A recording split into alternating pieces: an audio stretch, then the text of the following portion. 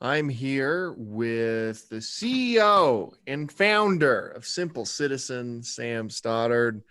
Sam, I remember way back in the day, we'd be doing these pitch competitions. You'd win every single one. Back in the Beehive Startups days, and I see that T-shirt, and it just brings back so much fond memories, my friend. How are you? I'm doing well, very, very well. Thank you for bringing up those great memories. I wore the shirt as a prompt, and I'm glad that it, you know, sparked some Uh, conversation.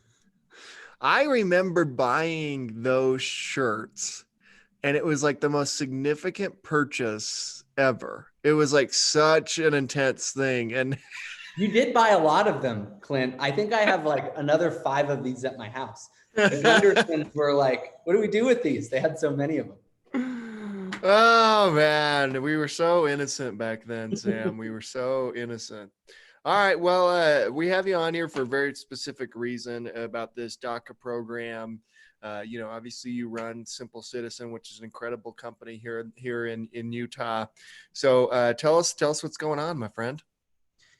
Yeah, so I think probably worth just highlighting the DACA program, what it does, and kind of why it's in jeopardy right now. So it's an Obama era executive action, which allows for children, undocumented children of immigrants that arrived to the United States when they were very young to receive the ability to work and to not be deported while they work.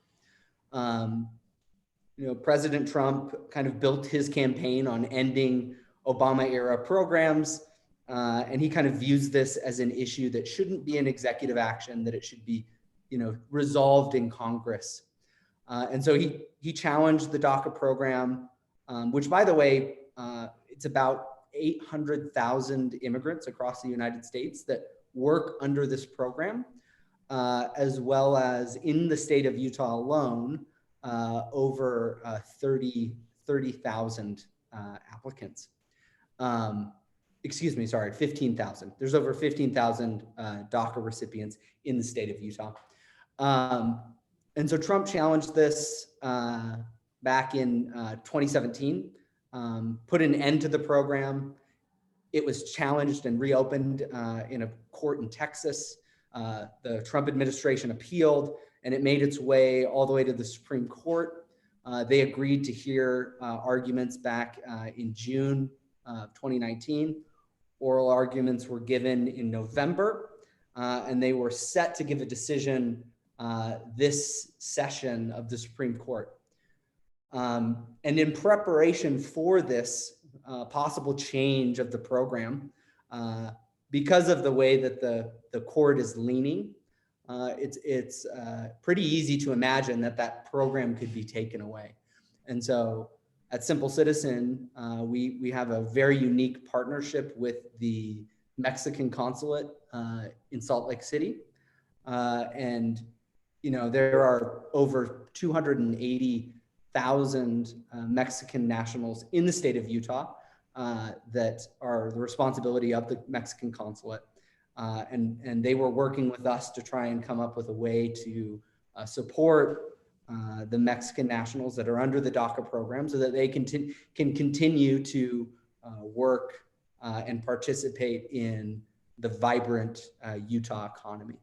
And so we're going to host this big DACA day for the DACA program, where we were going to invite a bunch of paralegals and attorneys and get the word out, grassroots, have people come in, help them submit their application before the program was taken away by the Supreme Court by a decision.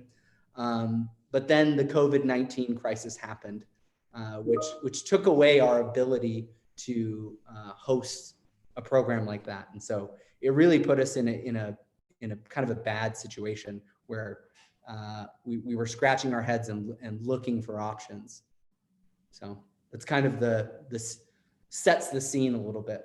So what are you doing now? Now that you can't do this in person, what's going to happen? So luckily, we're an online immigration company that helps people find an alternative route to the traditional one of going to work with an immigration lawyer in person, filling out paperwork that way.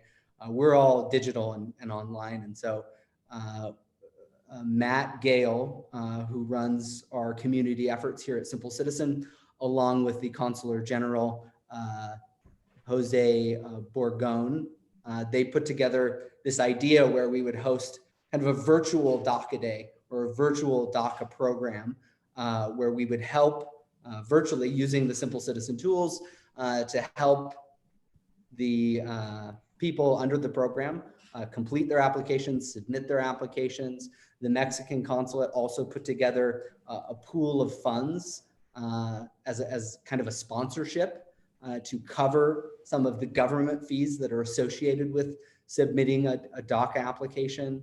And so we really kind of came together, built something very fast, got it up and running, and we're going to be launching that program on Monday. So this coming Monday, April 13th, the program will go live officially in connection with the Mexican consulate, really getting the word out, letting these families know to get these applications in so that they can get approved before the program is taken away so they can continue to work. And it's particularly important because across the country, there are over 30,000 medical workers that are under DACA. And if their ability to work and fight on the front lines in the COVID-19 crisis is taken away, that just makes it that much more difficult for us to overcome the challenges that we're facing. So where should people go? Should they go to simplecitizen.com on Monday when this thing launches? simplecitizen.com/DACA. You can also look at the Mexican consulate will also be tweeting out and getting the word out over social media, as will we. We'll be trying to get as many people tweeting, posting, sharing as possible to get the word out. How's Simple Citizen doing overall during all this? We're, obvious challenges, when the entire society shuts down, but what doesn't shut down are deadlines that the government imposes. So if you have a green card or a visa that's going to expire, even though the government's shut down, you still have to submit that paperwork. And so even though many of us are working remotely, our employees are all remote, working across the state, we still have to come together and do this very important work for immigrants, not just in Utah, but across the country. Well, thanks for everything you're doing, my friend. Everyone go to simplecitizen.com/DACA. Check this out. Launches Monday. This is important and critical work you're doing. I always knew you'd do something amazing, my friend, and look what Simple Citizen became. It's unbelievable. Really appreciate that, Clint. And thanks for having me on. Yeah, the Beehive Startups t-shirt, those are vintage. I mean, we will never produce any of those again. So those who have them, they're worth something. They're not worth much, but they're worth something, at least sentimentally. So thanks for coming on, my friend. Good to see you. Stay safe. Thank you.